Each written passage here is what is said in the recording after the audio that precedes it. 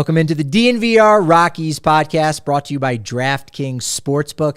Now, new customers, when you use promo code DNVR, you can go ahead and get a $5 bet that's going to win you $200 in free bets if your team wins when you bet the NBA money line. That's only at DraftKings Sportsbook and only with promo code DNVR. Again, DraftKings Sportsbook, an official sports betting partner of the NBA. I am Patrick Lyons. And I'm Suzie Hunter. Patrick, before we do anything, I got to say, we both got haircuts this weekend. Yours is a little more noticeable. Is it? I'm wearing a hat. No one would know. You here didn't notice for like however long you guys were sitting down here He before was I got entranced here. in a world of graphic design. So he was Now I'm very getting a much phone busy call. with that.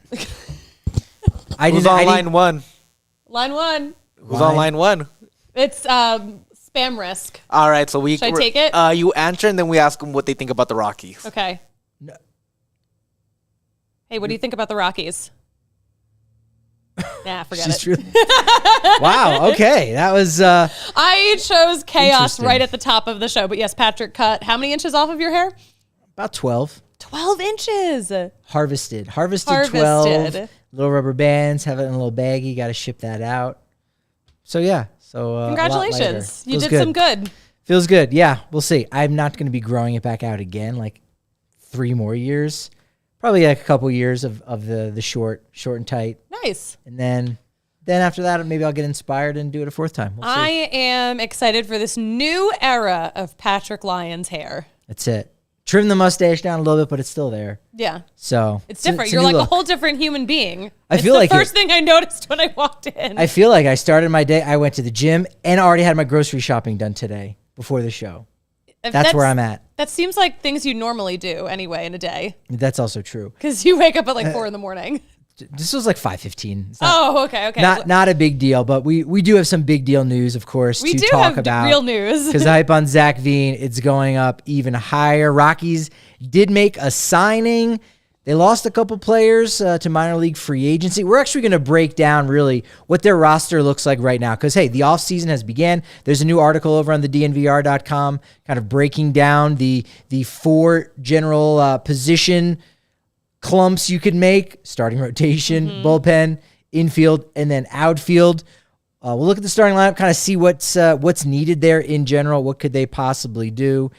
And celebrate a little minor league Monday. We haven't done a minor league Monday in a while. Also, we usually just don't do them on Mondays. That's true. Because we had a Sunday show that would air on Monday, but we pre-taped it on Saturday. It was a whole thing. You It know was very what? Now confusing. that we're just doing things on the day of the week that we're supposed to do them, It just makes so much sense. my life is so peaceful. Yeah, Mark in the comments. Again, you can, if you're listening to this as a podcast, fantastic. But do know that every day, at least Monday through Thursday, we're live at 11 a.m. Susie's got her show in the afternoon, typically around 5 o'clock I call it on happy Fridays. hour. Love that. Happy hour. I love a good happy hour. Fantastic. But you can also watch us over on the DNVR Sports YouTube channel. Mark says in the chat, yep, it's time for baseball season. We only just got done with week 10 for the Broncos. You didn't mention why he's done with baseball season why he's ready for baseball season because he's done with football season. I get it. Yeah. I feel it. All right. Well, you can come to the Rockies because you can feel pretty good that Zach Veen was named the Arizona Fall League's Offensive Player of the Year. Typically not great to be an offensive player or an offensive person. But in this case, we're talking about, at the plate. Yes, He's looking fantastic. He's not an offensive human being. No, absolutely fantastic. Last week, I think we were up to maybe 5%. We are now up to 10%, folks. That's a huge jump. That's a jump. We just doubled. On the venometer? On the Veenometer. Hype is now up to 10%. What does the 10% mean? There's a 10% chance Zach Veen is starting for the Colorado Rockies on opening day. And this is, of course, according to Patrick Lyons' metrics. According to the Patty stats. According to the Patty stats. Right, we've punched it in. There are several spreadsheets, multiple pie charts and graphs. Pie charts? Yeah. There's a lot of schematics that go into this, but the number now is at 10%. We got a long way to go until it's 100. That's not until the day that the roster's actually made. But 10%, again, way more than I thought it was, about 6 weeks ago when the season ended. This is really huge news. It's a big jump. This is the biggest news, not the fact that he won the award, but the fact that the Venometer is popping right now. That's true. And not as big of news as maybe Jose Urena coming back. You did talk about that on Friday, of course. Yes. So you were all over that one. 1 year, $3 million. There is an option for the second at $4 million. Sort of a bargain in a sense. And you go, well, he's kind of a number 4, number 5 type starter. But for an organization like the Rockies who struggle to find, competent starting pitching, there was a graphic because I think only like 4 players have even signed deals since the free agent periods have started. And they've all been top relievers. Rafael Montero was like 3 years, say $34.5 million. Robert Suarez, people are going, he got how much money? I forget what the final number ended up being. It was like 5 years, 50 something. But a lot for a guy who only made his debut last year. Yeah. And of course, Edwin Diaz, 5 years, $102.5 million. And then you got Jose Urena, 1 year, $3 million. Kind of a bargain. When you put it in that context, right? Yeah. Like the relievers are getting all of this money. They're getting, $10 million a year. And then for a guy who very, very competent, can probably put up a mid-4 type ERA, eat up a lot of innings. And that's a position that free agents typically, don't want to have anything to do with the Colorado Rockies. And they got one there for, even if it ends up being 2 years, $7 million, that's a bargain. That's actually a bargain. So that's kind of good news. Rockies also got good news because Brendan Rodgers at second base and Daniel Bard, relief pitcher, they were named finalists to the All-MLB team. I think voting is open for another week or so. That would be kind of neat. And I think they announced that during the winter meetings. So that's very exciting. Cool. That's, again, another one of those newer concepts that's only a couple years old. I don't know if it was 2018 or 2019 was the first year of that, but hey, man, just create more of these awards. Why not? It's fun. It gives us more to talk about in the offseason, too. Did you see the picture from the Gold Glove ceremony where Nolan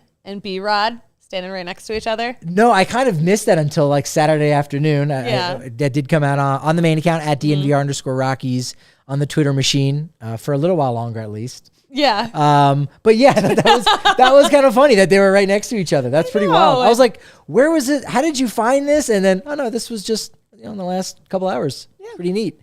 Yeah. Nice to see them just cheesing it up together. That's it. Arenado won his 6th Platinum Glove Award, and he was there with a group in New York City comprised of his brother Jonah Arenado, cousin Joshua Fuentes.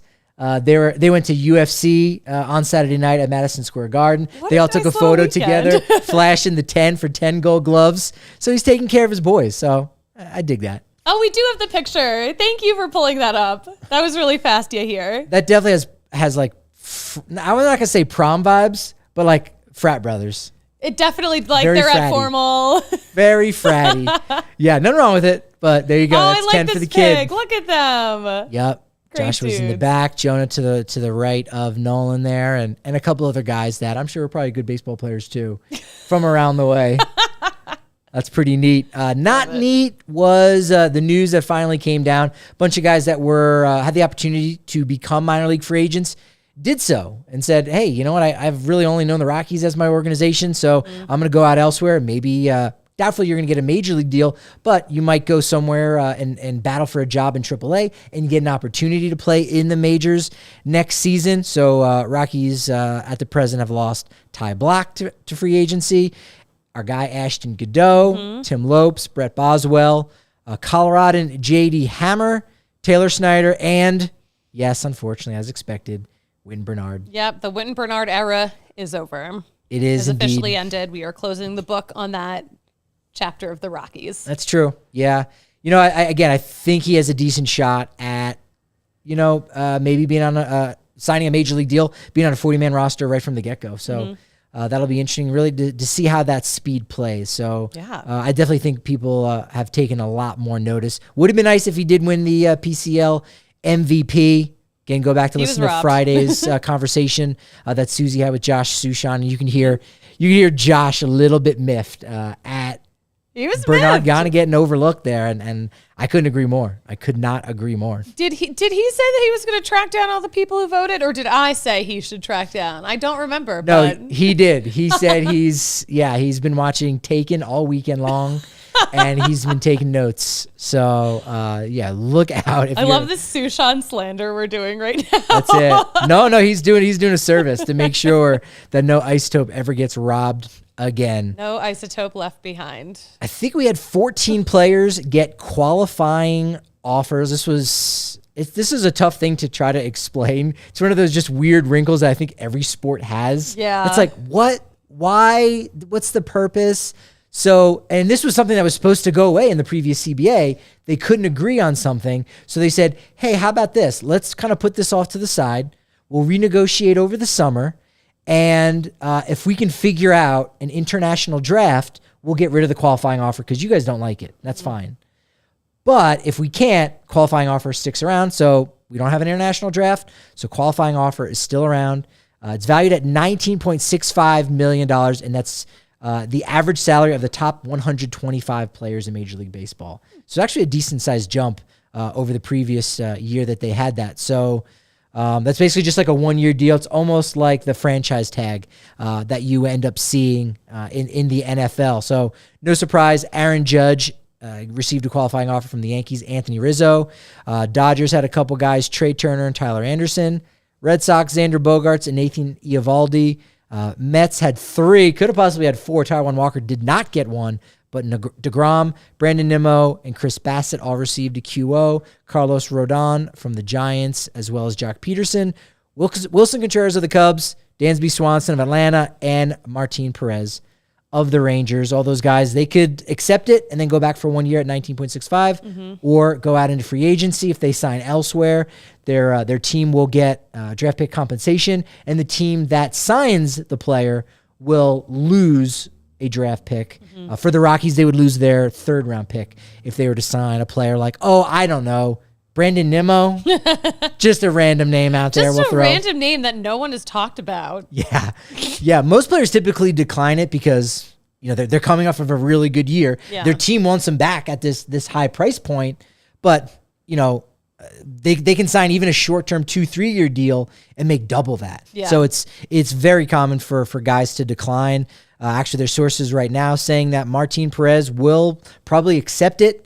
And I think you understand that because he's made only a little more than $35 million in his career. Yeah. And he's about to get about half of that for 1 year. Tyler Anderson has only made $29 million in his career. So again, you're like doubling everything that you've made in 1 year. Again, which is true if you're a good free agent, right? Yeah. You're making one of those big deals. Rather, Jack Peterson made 29. Oh, right. Yeah. But Tyler Anderson, less than that. 16 million. Yeah. So in 1 year, he's going to make more than he's made up to this point, having to deal with the Rockies, Pirates, Giants, and Dodgers. He deserves that bag, Yeah. It's an interesting strategy to compensate. I don't know that if the Players Association are going to necessarily want the qualifying offer to go away, because now that we've had it in place for a while, once you've received it once, you can't receive it again. So that takes care of that. So Justin Verlander had already received one. So you go, why wouldn't he be on this list? He opted out of a $25 million deal. I think the Astros would want him back for less than that. Yeah. And you go, well, he's already got it. Now the compensation isn't as bad. Again, a 3rd round pick that the Rockies would lose. A lot better than losing the 11th overall pick, which is what happened back in 2017 when they signed Ian Desmond. So it's not as bad as it once used to be, but a chain reaction of events. Indeed. That chain reaction is still going on, and what's still going on are some wonderful events down on the corner of Colfax, New York, at the DNVR bar. The next week or two are going to be really big. Yeah. And I think, last spring, early summer, it was big. Obviously, Nuggets postseason run that ended a little bit more abruptly than we would have liked. Yeah. Avs, Stanley Cup, popping off. People 5 hours before the game started, 2 hours before the bar even opened up, they're showing up. That could happen again all throughout the next week plus. On Thursday, we got Hockey Legends Night, legit. Thursday from 4 to 8 p.m. during the Avs and Hurricanes event. It's going to be with some all-timers, Milan Hajduk and the Footer, Adam Foote. They're going to be at the bar. We had this event once before last year with LaCroix hockey. There are also going to be opportunities for photographs and autographs. This so get is down so here. cool. What a great get. You don't have to be a member. Just show up. No, I think it is hashtag members only. So like I said, you have to be a member. Only 50 cents for your Hashtag first month. members only. Yes. Oh. And is it dnvrlocker.com? Is that where you probably get your tickets at? dnvrlocker.com. That's where you get that. All right. Let's say you miss out on that and it's sold out. That's okay. Broncos tailgate on Sunday going down. If you're a Raider hater, this is going to be a fun one. I mean, the hate against the Raiders will be fun. The hate against the Broncos, not as much, but it's a tailgate. It's DNVR. So that's still going to, bring you back to life just a little bit. I haven't done a tailgate in so long because I've been traveling so much. I'm so excited to get back out there. And the London trip kind of wiped them out. I think it may even be 4 weeks. It's legit 4 weeks, or rather on Sunday it'll have been 4 weeks. So that's a big one. Mile high sliders, all that. And then it's soccer season. Oh my gosh. I think we're legally allowed to say soccer season. Soccer season. That's the safe way of talking about Duh Cup. A global chalice. The global chalice. Will it come America's team's way? We can say Team USA. We can do that. Yeah. Team United States of America? Question mark? Maybe. We're just out here trying to not get sued. That's all we're trying to do. All we're trying to do. We're dancing between the raindrops. Yeah, 9 a.m. it gets started off. Team Qatar in action. All right, maybe you're not going to get too hyped for that game necessarily, but Monday is when it's going down. I'm going to finish the podcast as quickly as possible, post it, and then get down to watch Team USA against Wales at noon. Friday, on Black Friday, is the next Team USA game at noon. And then I want to say the next Tuesday after that is their final one. That could be a big one, also at noon. So every day we're opening at noon. Is that correct? You here? We're actually opening at 9, I think, or 7 o'clock every morning for every World Cup game. Unless it's the 3 a.m. slate, we can't do that. We're not opening up at 3 a.m. Yeah, or staying up until 3 a.m. to begin with. But yeah, we are partnered with the Rapids, so there's going to be a lot of giveaways. We're going to have a lot of cool stuff coming. There might be some guest appearances from some professional soccer players. Guest appearances. We are going to be we're going to also have USMNT gear being sold here during the World Cup. Wait, this is awesome. This is so cool. I'm really excited for Global Chalice season. Did D-Line Co design some Team USA stuff? No, but I'm hoping that the Rapids tap on D-Line Co for the Rapids rebrand. Okay, wait, that's happening? It's been rumored that they want to rebrand. Really? I know they got a new partner, like UC Health as the sponsor, but yeah, no, soccer season. It's about to pop off. I love a rumor. No, I'm excited for this. So this is going to be the next couple weeks are going to be big. All typical watch parties still going down. We're not open on Tuesday evening though. Keep that in mind. If you are looking to come down just to hang out, we'll be here, but y'all can't get in. We won't be here. We'll be here tomorrow on Tuesday. Friendsgiving. We're having our special. But it's not here. gathering. It's somewhere else. Oh, no, it's not here. It's at the last place we had it. Oh, really? Yeah. Oh, I thought we were supposed to have it at the bar. No. So yeah, we have a Friendsgiving. What are you bringing for Friendsgiving?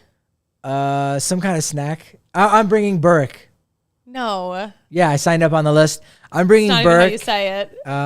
Burke. I'm bringing Burke. It's Barack. I'm bringing Burke beers, and it's going to be amazing. I can't. Yeah. Don't appropriate my culture. No. Absolutely not. No, I'm looking forward to tasting some of that and getting a little taste on the NBA action. There we go. Thanks to DraftKings Sportsbook. Again, any rails. $5 NBA moneyline bet's going to get you $200 in free bets if your team wins with DraftKings Sportsbook, an official sports betting partner of the NBA. Use promo code DNVR so you can get in on that action, as well as those stepped-up same-game parlays where you can boost your winnings up to 100%.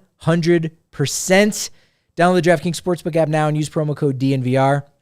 Make any $5 NBA moneyline bet this week and get $200 in free bets if your team wins. Suzie, will you go on record in saying the Seattle Supersonics will win a game this week? Yes or no? No. No. Will they win one next week? No. Will they win one in a month from now? No. Why not? What is this, a Frasier episode? Why don't you think the Seattle Supersonics? See, I couldn't fool her with a defunct NBA team. They don't exist anymore. No. Can't fool her. Is that how you know from Frasier?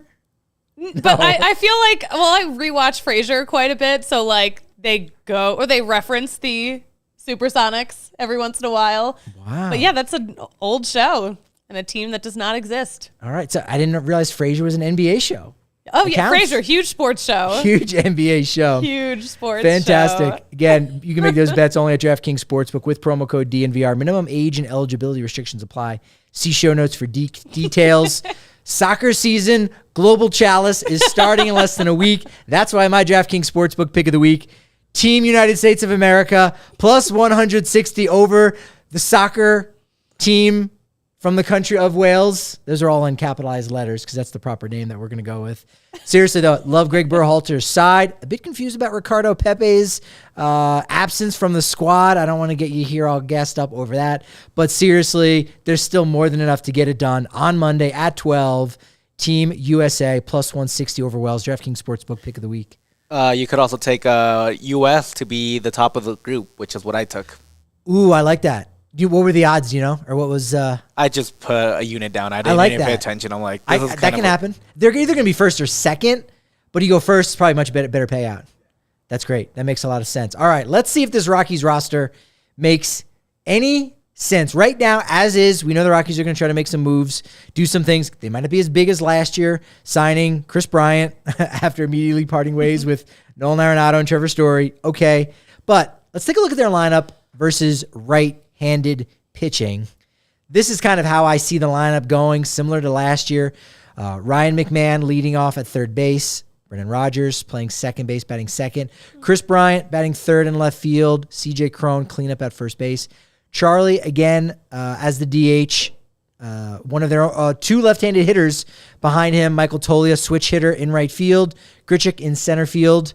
He does a little bit better against right-handed hitting than Jonathan Daza. Catcher, Elias Diaz. And at shortstop, ooh, that looks so nice. I know he's only hitting ninth, but it looks nice seeing Tovar's name penciled in there, wouldn't you say? Oh, I want to see Tovar in the lineup forever and ever and ever and ever. That's fantastic. So that right there, you go, well, you're running back the same lineup as last year. Differences obviously being you got a healthy Kris Bryant, who I believe will win a batting title in the next 2 to 3 years. He wears some damn arch support. It's going to happen. Toglia, again, he's in there and not, Daza. So, okay, I think that's definitely a power upgrade, right? You're going to see a lot more home runs out of that.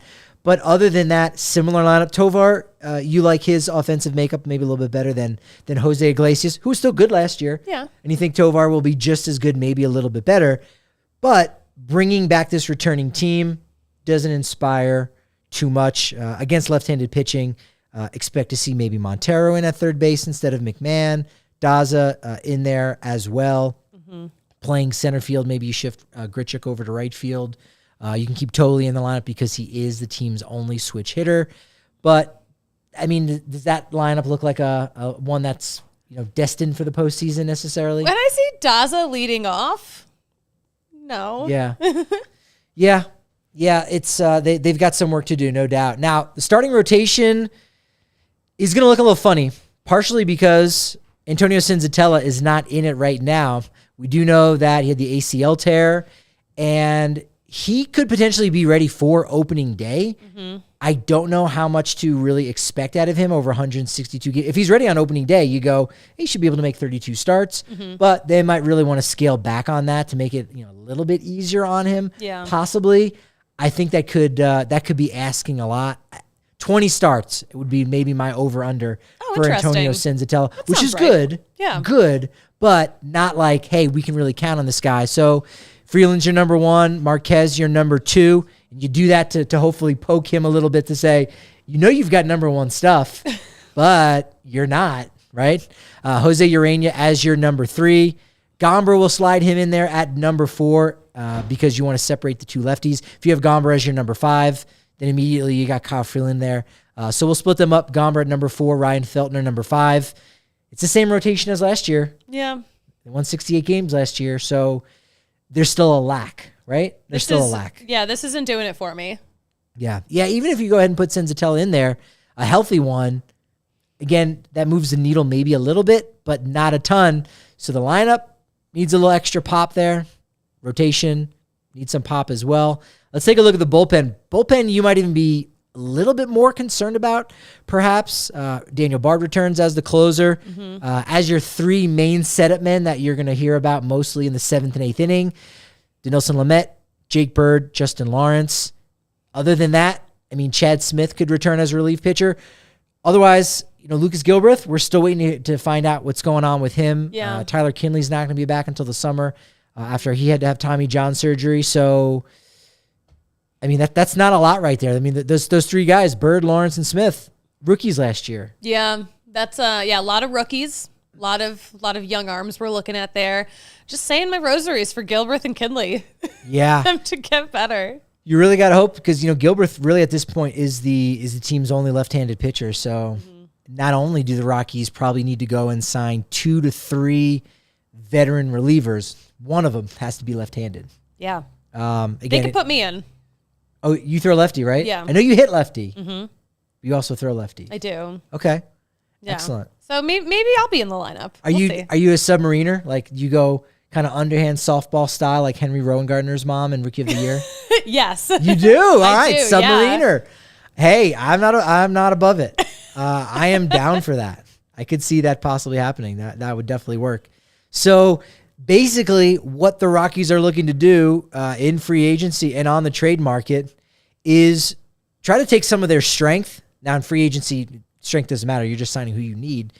But if we're talking about trades, which we think they're going to be a little bit more active on, we know they already made one trade with Sam Hilliard, but that was more of cleaning house than it was acquiring a player, right? Yeah. Their strength, infield depth. This was something that was really discussed a lot in September, this idea that we've got Montero, McMahon, and Rogers. You got 3 guys for second base and third base. Yeah. You also have Tolia and Crone, and Montero can also play a little bit of first base. So you got a little bit of a traffic jam. A little bit. Do you want to trade Montero or do you want to trade Brendan Rodgers when his stock is probably at its highest since he's been drafted? Ooh. That's for the Rockies organization to figure out. You would like to have that depth, but at the same time, if you can get more for one of these pieces. True. But why do I feel like neither of those things would happen? Why do I feel like that? No, that's true. That's true. And you say, well, you can't have too much depth in theory, right? You can't have too much starting pitching. Rockies don't have enough starting pitching. Like they're dangerously low, I think, to a degree, right? So you say, oh, yeah.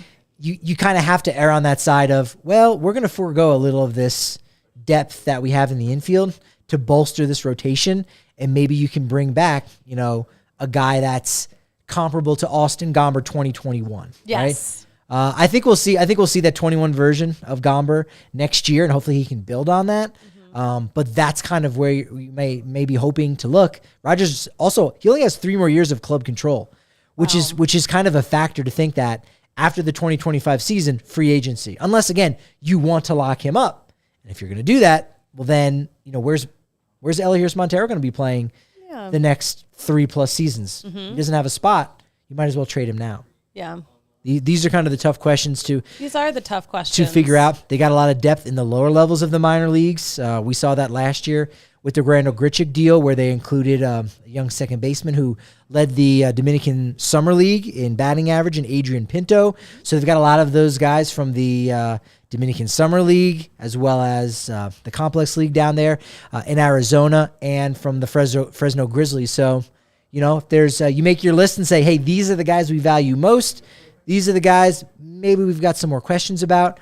If we package them in a deal, would you be interested in that? I think there are some teams who would be. And they also have a lot of depth at the catcher spot. Yeah. Which I don't think is going to bring back a ton of value, but you could bring back, a relief pitcher. They did that before in the past. Jose Briseño and another catcher. They brought back David Hale from Atlanta and another guy who never was able to make their debut. So, that's something they can work on, especially if Drew Romo's the catcher of the future, which everyone thinks he is.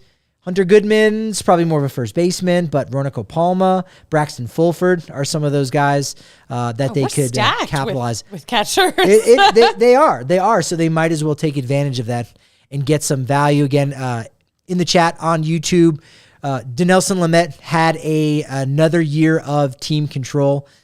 This is his final year of arbitration. So when they picked him up last year, they were saying, hey, this guy does well enough, we can keep him around next year. His number in arbitration will probably be around $5 million. So you kind of can appreciate the devil that's in the details when they picked him up off of waivers last year going, well, he's going to contribute a little bit this year, but it's more about next year. So, that number might be a little bit high, 1 year, $5 million, but you're not going to probably be able to sign a relief pitcher of his talents who's a free agent for 1 year at $5 million. So that makes a little bit more sense. One of the reasons why Robert Stevenson was picked up so quickly by the Pittsburgh Pirates, because he still had another year of club control going on. So, transactions, that's it. So the weaknesses, the bullpen in general, right? Again, the guys that they have, very good, but you need more of them. Yeah. You need more of them. Not enough. A little bit more rotation depth. Got to have that. And left-handed bats, right? It's just McMahon and Blackman, and you got Tolia, who's able to switch hit. Other than that, you're going to want to really try to target some left-handed hitters who might be in a higher demand now that the shift has been banned.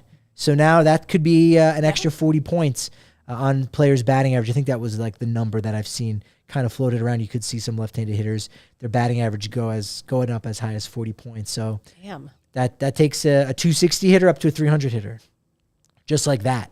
So we are in for what a season we're in for. Yeah, no, it's 2023. It's gonna be exciting. It is. It's gonna be wild. And the game's gonna be quicker too. In theory, yeah. I think they will be. I hope they will be too. Yeah, we hope that's the case.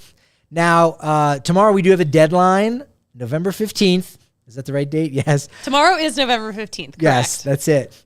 Teams have to make any addition to their 40-man roster, or else any of those players that are Rule 5 draft eligible could be selected in the Rule 5 draft after the signing of Urena. Rockies have room for 7 players that need to be protected, guys like from the 2020 draft, or rather the high school players from the 2020 draft don't need to be protected at all. The college guys do. Everyone from 2019 before that, some of the international guys who were signed at 16 years old, they only get like 5 years in the minor leagues before you have to put them on the 40-man, or else there's that potential to get poached. 7 spots available. There's 5 guys that I feel very confident about. 100% Grant Levine is going to get protected, especially after what we saw out of him in the Arizona Fall League. Brenton Doyle did really nicely in his final week or two with Albuquerque, but he's been a top prospect, guy who won a minor league Gold Glove last year, and third baseman Warning Bernabel. Those guys, we might not see him in the majors next year. My favorite name, though, in the Rockies organization. It's a good one. It's a good one. Again, question in the chat. Boom. Yes, we read your mind. Bernabel is one of those guys who needs to be added, or else. Now, if another team goes and were to select one of these players who does not get protected, they do need to keep him on the roster for the entirety of the season. If there's an injury, there's a way to slightly work around that, but you may recall the story of Julian Fernandez last year, the fireballer. What did he throw up to 102 miles an hour, whatever that was? He was selected in the Rule 5 draft by Miami, was hurt for the whole year. Then the next year, I think he was claimed on waivers by San Francisco, who still, the Rule 5 rules still applied, had to keep him on the Major League roster for 90 days and couldn't, so they actually had to give him back to the Rockies, which is why last year in 2021, oh my gosh, he had more Major League experience, or rather service time, than anyone else. He had 2 years of quote-unquote service time. Oh my god! Even though he had never even made his debut. Oh my god! So it was very strange. Yeah, so he technically wasn't even a rookie. He debuted and wasn't even a rookie. It's just one of those weird things. The other 2 guys I think are probable additions to the 40-man tomorrow, Aaron Schunk and Carl Kaufman.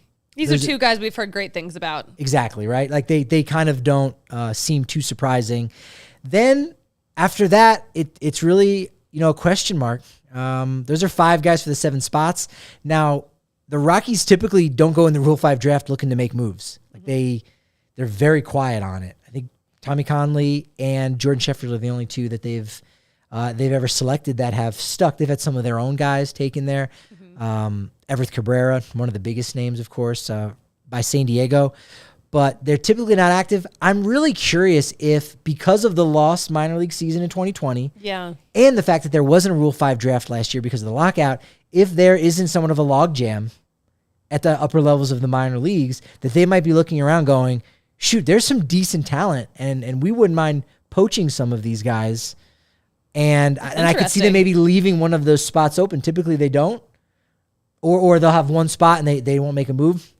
But I could see that possibly changing this year. Yeah. That's why I only have the 5 guys as definitive guys. Any of these names jump out to you? I wrote them down as maybes. Willie McIver, this is actually his second year. He didn't get put on last year.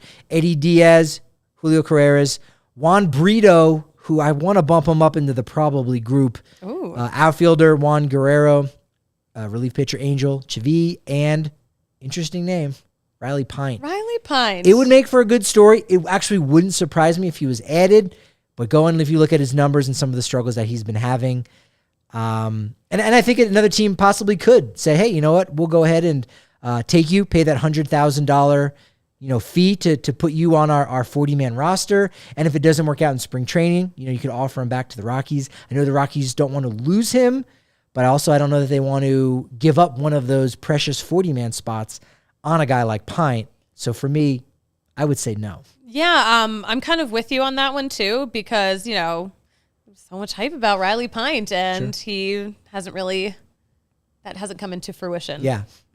I think he still could have a big league career ahead of him. And I think we even talked about it on the show at least once. There was a definite buzz around the ballpark and from some people we had talked about. He was maybe even going to make his debut late last year. And he got hurt. Yeah. He ended up getting put on the IL there in Albuquerque. But there was some buzz that, maybe they put him on the 40-man late in the year. He makes his debut. What happens next year is next year. But he was very close, I think, to making that debut. Shout out to Ronald Palma, Coco Montez, and starting pitcher Brian Castillo. Those are all really talented guys. We'll see what happens in the future. But I don't think they'll be added to the 40-man. No. We'll kind of wait and see what happens. They need to protect Coco because he does so much for this organization in terms of that's it.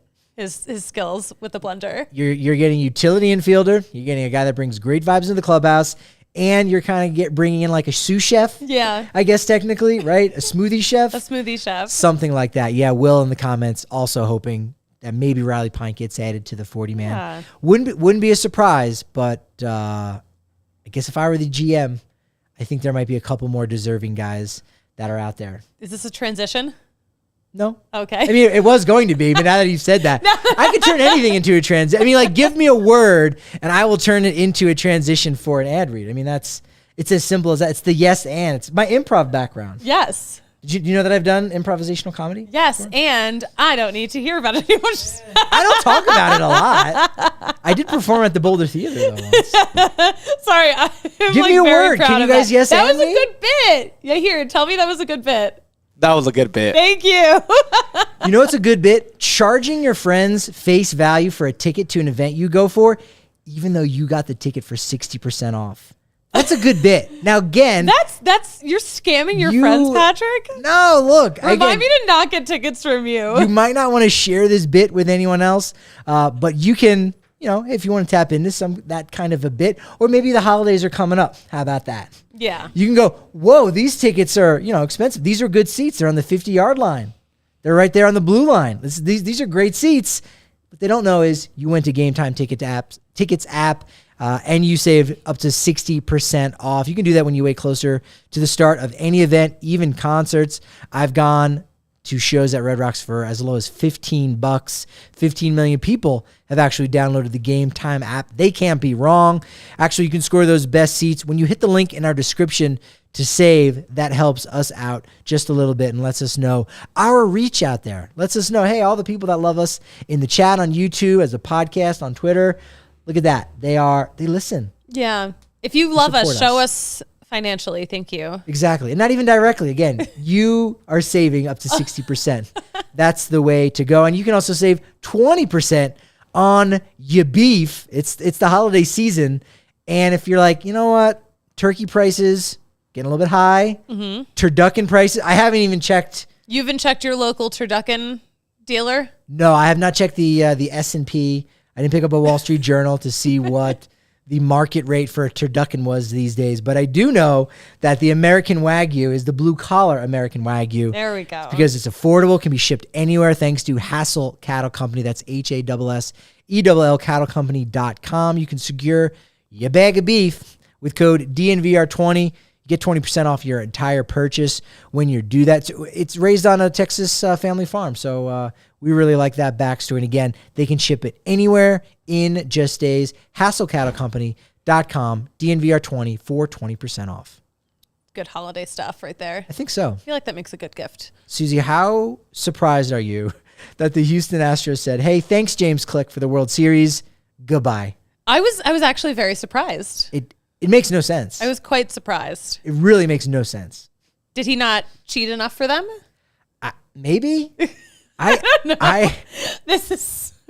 So we're getting sued. Yeah. Allegedly, he may not have cheated enough. No, this is really a strange thing to unpack. I don't know if we'll ever get the full story. It really could just be as simple as the owner, Jim Crane, wanting to get his hands on the operation, saying, hey, I wasn't paying attention too close, and this cheating scandal started happening, and I didn't care for that. That painted me in a really bad light. So I'm going to make sure that never happens again. So I think he was involved a little bit more than James Click would have liked. There was that deal that came out. Jose Urena, in 4 years of club control, starting pitcher there, good young starting pitcher. For Wilson Contreras, 2-month rental.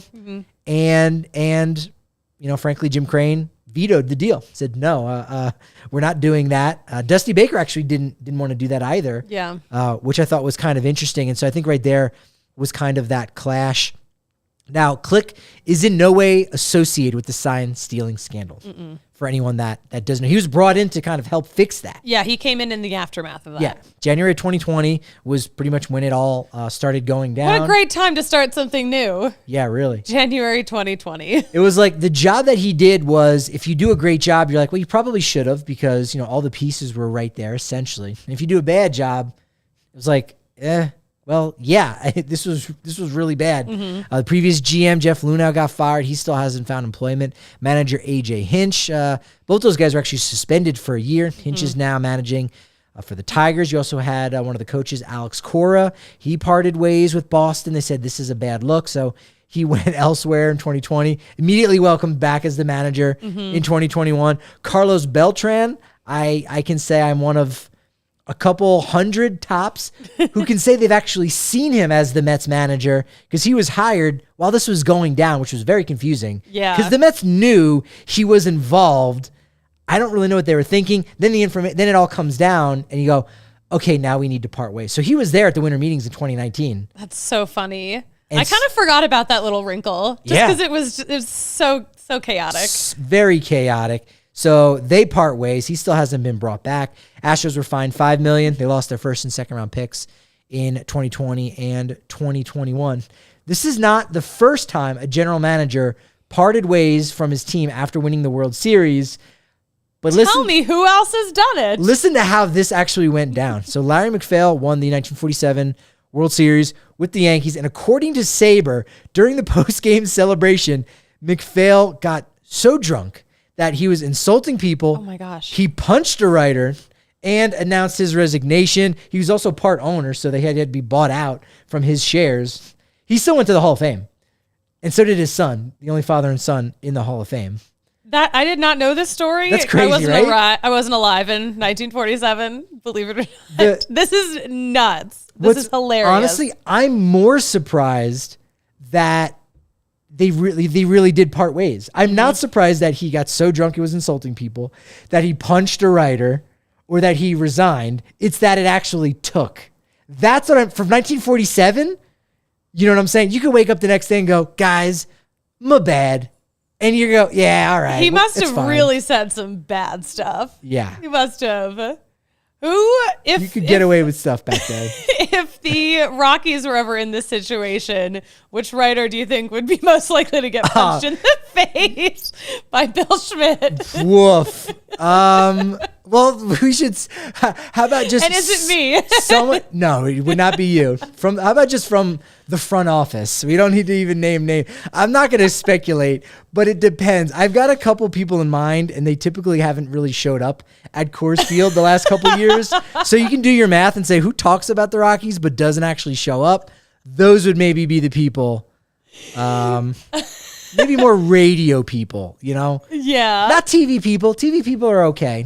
They do only show up, 2-3 times a year. Listen, TV people are stretched so thin.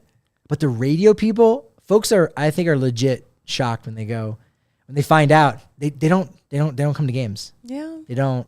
Interesting. They're just reading the newspaper, listening to the DNVR Rockies podcast. Thank you for that, by the way. And that's where they're getting there. We are their source. So I really am on a mission to get us sued today. you are. I do appreciate that. Yes. Did you see that someone made a graph of attendance versus beer prices? No. Let's see it. I haven't seen this. Show me. I don't think we actually. No. we didn't have it because graphs don't really go very well here. But it showed Coors Field quite favorably as the best bang for your buck for attendance, because you think the more attendance there is, the more you probably charge per ounce. That was pretty true. This person gave out Coors, a little bit of a shout out, and almost was suggesting, hey, Coors Field, you could probably raise your beer prices a little bit. In this economy? In this economy? No. Please keep the prices nice and low. Really? Yeah, I was a little bit surprised by that. Because we know that the Rooftop is such a popular bar. Look, there is a ballpark that is trying to replicate the Rooftop. Who's trying to replicate? Well, we might have to talk about it later this week. Oh, okay. But I found some early renderings. I enjoy a good rendering. Do you like a good rendering? Oh, I live for a rendering. Oh my gosh. You hear renderings? Do you like? I love renderings because they never turn out like the look. That's it. Actually, that's also very true. The more we say rendering, the more it loses all its meaning. It almost sounds dirty. All right. So you hear on record, loves renderings. These aren't even renderings. This is legit. So Minor League Monday. Let's celebrate. It's Minor League Monday. Let's go. Is. It's properly Monday. It's minor leagues. Let's talk some minor league business and some Rockies minor leaguers. But first, Charlotte Knights have rebranded. You hear, maybe you can pull up the one that has two logos on it so we can see what it looked like the last couple years. Now in 99, you got the purple and green. Nice. Again, we know those colors go well together because of the Rockies. Yes. More recently, they just have the C with a Knights helmet.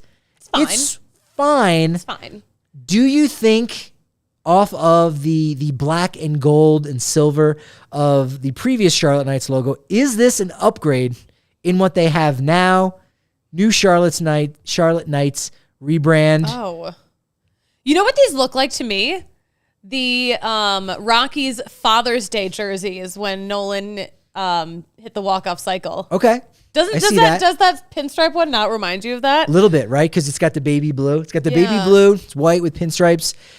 I don't hate it, but it just doesn't seem like an upgrade. It doesn't feel like an upgrade. The cap is okay. The cap's okay. I like it better than the last one, but it's not markedly better.